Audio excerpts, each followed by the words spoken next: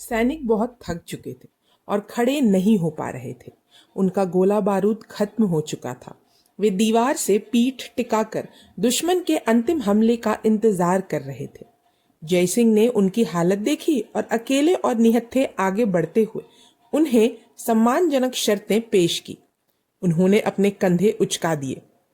उनके पास स्वीकार करने के अलावा कोई विकल्प नहीं था। वे कई घावों से लंगड़ाते हुए धूप में बाहर निकले। उनके चेहरे धुएं से काले हो गए थे। जयसिंह ने उनका सच्चे राजपूत शौर्य के साथ स्वागत किया। एक हिंदू के रूप में उन्होंने उनके साहस के लिए उन्हें बधाई दी। उन्होंने एक एक करके उन्हें गले लगाया। उन्होंने अपने खून से लथपथ चिथड़ों में और उन्होंने अपने रेशम और मलमल में और उन्हें सम्मान के वस्त्र पहनाए। आगे की बधाई के बाद उन्होंने उन्हें मुक्त कर दिया और उन्हें अपने घरों को लौटने के लिए आमंत्रित किया। फिर उसने मुख्य किले में एक दूत भेजा और ऐसी ही शर्तें रखी। दूत ने निष्कर्ष निकाला, आत्मसमर्पण कर दो, मराठों तुम्हारा कमांडर मर चुका है। मराठों ने चिल्लाकर कहा, हम आशा करते हैं कि हम भी उतनी ही बहादुरी से मरेंगे जितने उसने मरी। इसलिए तोपों को एक बार फिर आगे बढ़ाया गया और घेराबंदी अभियान पुनः शुरू किया गया। इस बीच शिवाजी निष्क्रिय नहीं बैठे थे। वे सासवड़ में केंद्रित मुगल सेना में खुली लड़ाई में शामिल नहीं हो सकते थे, क्योंकि वे जो भी आक्रमण सेना जुटा सकते थे वह संख्या में 3 या 4 से 1 के अनुपात में भारी पड़ती। उनकी एकमात्र उम्मीद थी कि वे ऐसे मोड़ पैदा करें जिससे जयसिंह को उकसाया जा सके। उन्होंने अपनी सेनाओं को विभाजित कर दिया। उनकी सक्रियता और ऊर्जा ने उनके दुश्मनों को भी आश्चर्यचकित कर दिया। खाई खान ने रात में हमले, चौकियों पर कब्जा और जंगलों को जलाने के बारे में बताया। अपनी नौसेना के साथ उन्होंने मुगल तट पर छापा मारा। गुजरात में बंदरगाहों पर कब्जा किया और मुगलों को दी गई सहायता का बदला लेने के लिए बीजापुर के समुद्री व्यापार पर हमला किया। लेकिन जयसिंह ने हार मानने से इनकार कर दिया। उन्होंने छोटे मोटे बदला और स्थानीय नुकसानों को नजरअंदाज किया। उन्होंने पुरंदर की घेराबंदी जारी रखी और सम्राट को भरोसा दिलाया, जो गुजरात के शहरों पर लगातार हमलों से अपनी प्रजा की वफादारी पर पड़ने वाले असर को लेकर चिंतित थे, कि उनके सैनिक यहाँ एक दिन में वो कर रहे थे जो 1 महीने में कहीं और नहीं किया जा सकता। जब उसने देखा कि पुरंदर का पतन बस कुछ ही समय की बात है, तो जयसिंह ने दिलेर खान को उसका काम पूरा करने के लिए पर्याप्त सेना के लिए साथ छोड़ दिया और अपनी मुख्य सेना के साथ पहाड़ियों के बीच से अचानक पूर्व की ओर हमला किया। पहाड़ी लोगों के उन्मत्त हमलों को दरकिनार करते हुए शिवाजी को उसके कदम के बारे में पता चलने से पहले ही वह राजगढ़ पहुंच गया। और जैसा कि जयसिंह ने अपने जासूसों से जाना था, राजगढ़ में शिवाजी का परिवार रहता था। उसने हमेशा की तरह सोच समझकर और सावधानी से राजगढ़ की घेराबंदी शुरू कर दी। जैसे ही घेराबंदी पूरी हो गई और किसी भी राहत देने वाले सेना से उचित सुरक्षा प्रदान करने के लिए पर्याप्त रूप से किलेबंद कर दिया गया, जयसिंह ने मैदानी इलाकों में मराठा गांवों को गणना की गई और गंभीरता के साथ तबाह करने के लिए स्तंभ भेजे। उसी समय वह आत्मसमर्पण करने वाले मराठों के साथ अत्यंत दयालुता से पेश आता था। इस दोहरी नीति से उसे उम्मीद थी कि वह शिवाजी के प्रति उनके लगाव को तोड़ देगा। शिवाजी ने अपने आंखों के सामने अपने राज्य को टुकड़े टुकड़े होते देखा।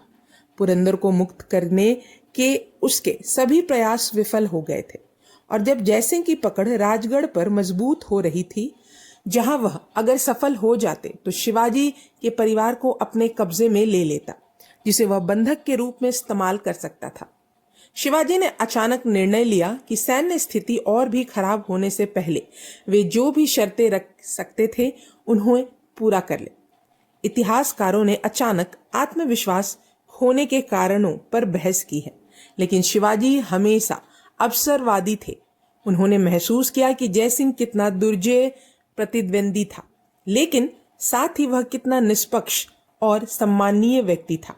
एक लंबे और शायद लगातार असफल युद्ध में उन्हें नहीं पता था कि साम्राज्य के विशाल संसाधनों और लगातार नवीनीकृत जनशक्ति के खिलाफ उनके लोग कितने समय तक टिके रहेंगे।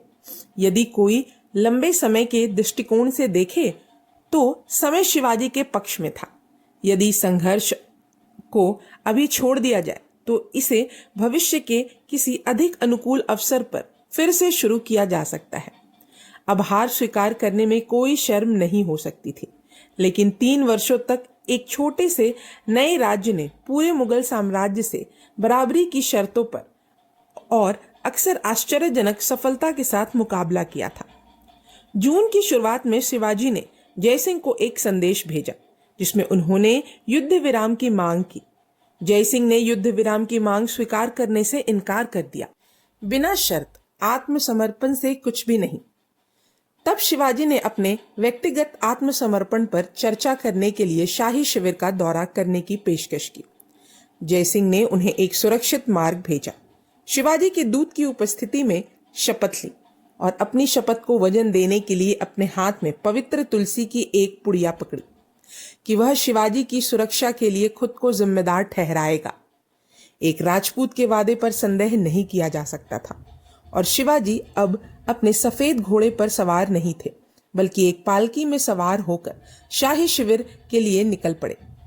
राजगढ़ की घेराबंदी का आयोजन करने के बाद जयसिंह अपने कर्मचारियों के साथ पुरंदर की तलहट्टी में पंक्तियों में लौट आए थे।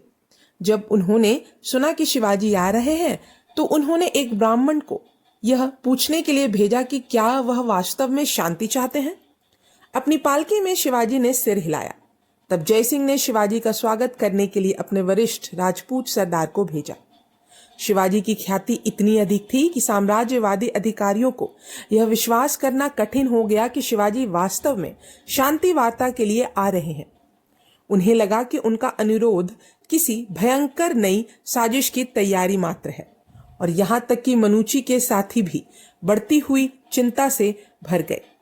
और जब यह घोषणा की गई कि शिवाजी शाही शिविर के निकट पहुंच चुके हैं तो लोगों को यह विश्वास दिलाना असंभव था कि वे अकेले हैं और सैनिक यह चिल्लाते हुए इधर उधर भागने लगे कि शिवाजी हमला कर रहे हैं। उनके तंबू में लाल रंग के कपड़े का विशाल उपराजकीय तंबू था जिस पर कालीन और ब्रोकेड लगे हुए थे और जो काफी हद तक आरामदायक था। युद्ध से ज्यादा भोज के लिए जयसिंह उत्सुकता से अपने अंग तक की प्रतीक्षा कर रहा था। उसके इर्द गिर्द उसके सामंती दल के 1 दर्जन चुने हुए लोग खड़े थे। राजपूतों ने पगड़ियां लटका रखी थी और उनके कवच के दोनों ओर दाढ़ी फैली हुई थी और हर एक के हाथ में नंगी तलवार थी। जैसे ही शिवाजी तंबू में दाखिल हुए, एक दुबले पतले थके हुए व्यक्ति की तरह राजपूत पहरेदारों ने उन्हें घेर लिया। वह लगभग एक किंवदंती बन चुका था जिस पर जादू टोना करने और अलौकिक चालाकी का आरोप लगाया गया था। इसलिए जयसिंह कोई जोखिम नहीं लेना चाहता था। लेकिन जब शिवाजी ने जयसिंह को झुककर प्रणाम किया और उनका स्वागत करने के लिए उन्हें धन्यवाद दिया तो जयसिंह अपने सोफे से उठे और शिवाजी को अपनी बाहों में भर लिया। उन्होंने कहा, आपने सम्राट के खिलाफ अच्छी लड़ाई लड़ी है, अब तुम्हें भी इसके लिए लड़ना होगा। और उसका हाथ पकड़कर उसने उसे अपने पास सोफे पर बैठाया। जयसिंह के शब्द निश्चिंत रूप से सच्चे थे। उन्हें स्वतंत्र हिंदू राज्यों की कोई उम्मीद नहीं दिखी। वे जल्द या बाद में पराजित हो जाएंगे। यदि हिंदू धर्म के पारंपरिक चैंपियन राजपूत साम्राज्य की ताकत के सामने हार गए थे तो अर्धसभ्य पहाड़ी लोगों के लिए नए छोटे से राज्य के लिए क्या उम्मीद थी, जिन्हें पहले कभी योद्धा के रूप में नहीं जाना जाता था। और यदि जयपुर के घराने के एक राजकुमार को साम्राज्य की सेवा करने में शर्म नहीं आती थी तो एक अज्ञात मराठा के लिए अपमान और अपमान के बारे में बात करना मुश्किल था। उन्होंने आगे टिप्पणी की कि एक सैनिक के रूप में शिवाजी की निसंदेह प्रतिभा को कहीं अधिक व्यापक रूप से पहचाना जाएगा।